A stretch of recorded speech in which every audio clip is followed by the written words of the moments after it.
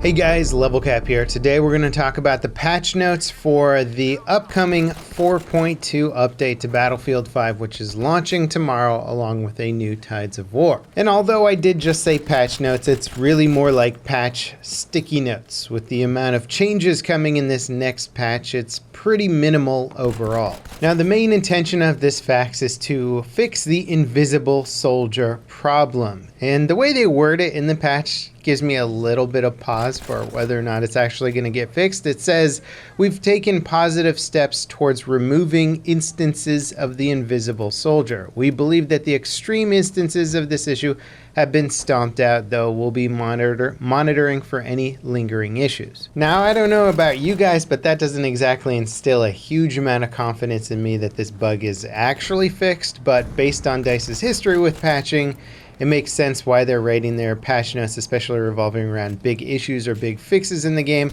in such a non-committal way. This is them saying, we're pretty much sure we fixed it, but it's possible we didn't. Just wait for the patch and we'll find out more. So what else has changed in this patch? Well, they've reduced the recoil and increased the muzzle velocity for the P08 carbine to make it a bit more effective. They've also made it so that you will get a kill in Firestorm if an enemy player disconnects when they're in the down but not out state. You can now reset the specializations on the P08 carbine. The game will no longer stutter when killing enemies with tanks. So this is one instance of game stuttering that they're trying to fix, although no other instances of game stuttering are addressed in this patch.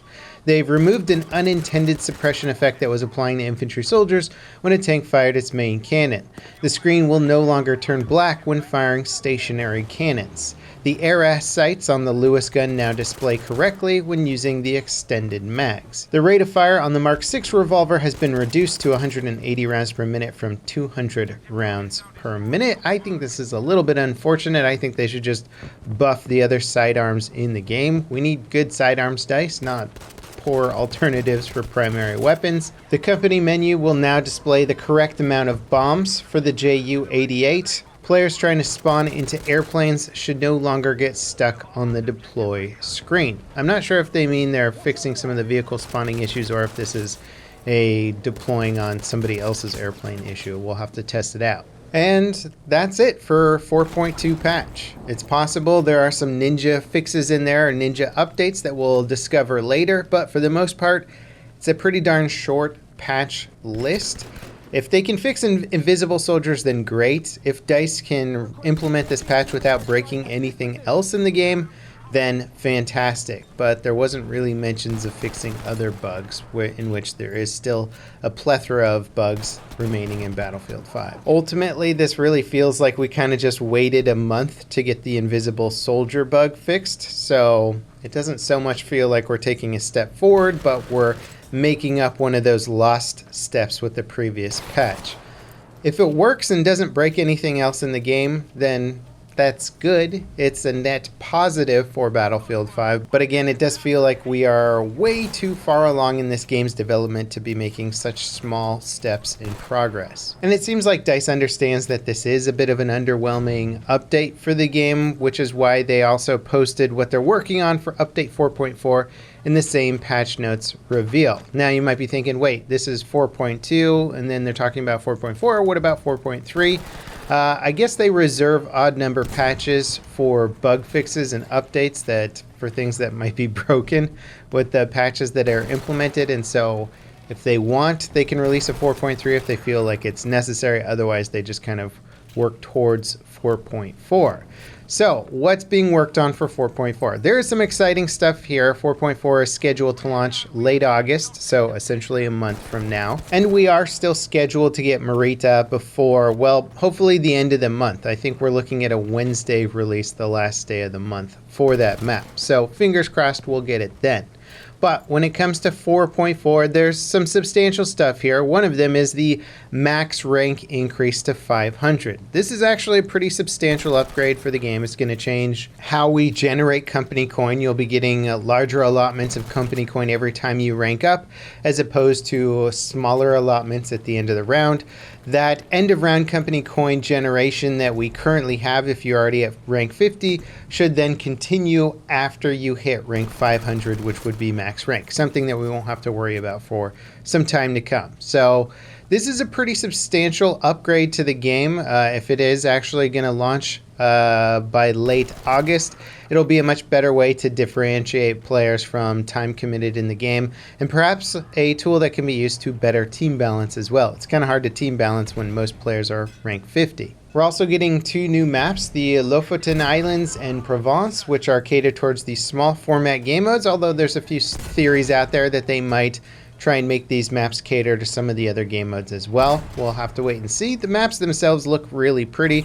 I hope that the game modes are fun enough to bring in enough player base so that we can play them regularly. They also mentioned that there's additional fixes targeted to improve performance and stability across all platforms. Now, yesterday I mentioned a PlayStation 4 stuttering fix that was allegedly coming out in tomorrow's patch. Well, that has not been included in the patch notes. It was sort of lightly mentioned that it was one of the priority things that they were working on, and it seems like it just didn't make the cut for this patch, which is a bummer for PlayStation 4 players. Hopefully that will be included in the next patch, but man, waiting another month for substantial performance upgrades is another month of subpar gameplay, subpar performance. So hopefully DICE can maybe sneak something in for maybe a 4.3 patch in terms of the performance upgrades for this game. They're making updates to Fortress mode. If you remember Fortress mode, it's basically like Breakthrough. It's like just playing the last stage of Breakthrough for a while. I didn't really care for it, but I guess they're going ahead with making some tweaks to it and reintroducing it. Then of course there's new weapons in preparation for the new Tides of War stuff. There's the Panzerbuchse 39, the Breda M1935, and the C96 pistol carbine. So 3 new weapons that we're getting next month. That's a decent amount actually for the month. And then there's fixes for desync Top Gunner hitboxes on certain vehicles. I think we've probably all experienced this at one point or another in Battlefield 5. You're shooting at a tank gunner or the gunner on an APC, and you're just not getting any hits, and your bullets are clearly going through the person. You even see blood from it. Well, hopefully that issue will be fixed. Hopefully it also applies to people dismounting from vehicles as well, as I've had considerable instances of just shooting at people getting out of vehicles and no bullets hitting them. Then there's also fixes for desynced soldier hitboxes known to occur when reviving or vaulting. Holy smokes, if there's an actual revive hitbox desync, that is massive news. The amount of misses I've had on people doing revives with the bolt action sniper has been extremely annoying. As for vaulting hitboxes, that's been an issue since vaulting has been a thing in Battlefield games. So if they can actually fix it, then great, but I'm not going to hold my breath on that one. A few things not mentioned in this post are the Alcyon Dawn map on larger format game modes. There's still no update as to when this map is coming out. The last we heard about it, DICE is working on it, but they're still dealing with a substantial bug.